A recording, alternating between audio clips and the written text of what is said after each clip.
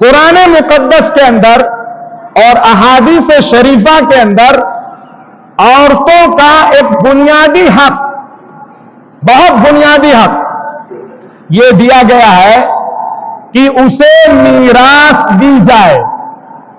بہت دھیان سے سنیے، اچھے اچھے دیندار، اچھے اچھے نماز کے پنکچوئل اور پابند اور شریعت کو اختیار کرنے والے اس معاملے میں بہت حد تک غافل اور کوتاہ اور مجرم ہے، جبکہ قرآن کا وہ فریضہ ہے۔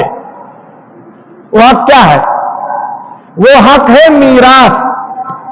عورت کو میراث کا حق قرآن میں اللہ نے بیان کیا ہے۔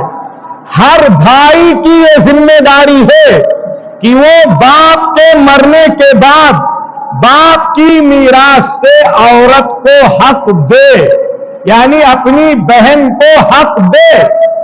قرآن نے اس کے شیئرز بیان کی، اس کے حصے بیان کیے، اور قرآن میں آگے اللہ نے یہ بھی فرمایا مما قل منہ او کثر، چاہے تھوڑا ہو اور چاہے ارے بولو زیادہ ہو، اس میں سے آپ کو حق دینا ہے۔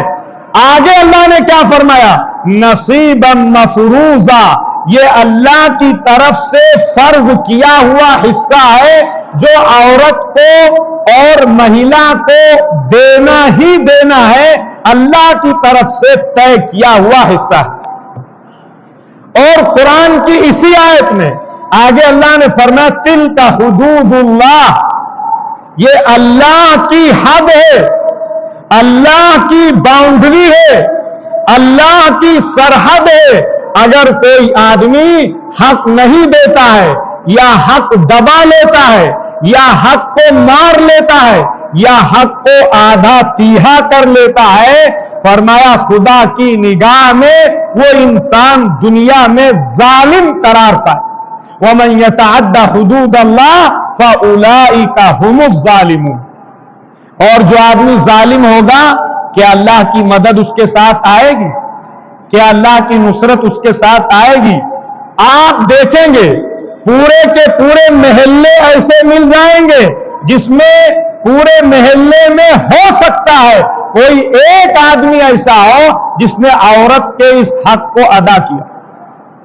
آپ یہ کہہ کے خدا کی بارگاہ میں نہیں بچ پائیں گے کہ ابا یہ کہہ گئے تھے کہ صاحب تم اتنا لے لینا، تم اتنا لے لینا، تم اتنا لے لینا۔ ابا یہ کہہ گئے تھے، اس سے کام نہیں چلے گا۔ ہم اور آپ ابا کی شریعت کو فالو کرنے کے لیے نہیں پیدا کیے گئے ہیں۔ ہم اور آپ اپنے کسٹمز اور اپنے ریت اور اپنے رسم و رواج اور پریکٹسز کو فالو کرنے کے لیے نہیں ہے۔ ہم اور آپ اللہ اور اس کے رسول کے کمانڈمنٹس اور اس کے احکامات کو فالو کرنے کے لیے۔ جس آدمی نے اپنی بہن کو اپنے باپ کی میراث میں حصہ نہیں دیا شریعت اور قرآن کی آیت کے اکارڈنگ، آپ یاد رکھیے وہ زندگی بھر حرام کھانے والا قرار پائے۔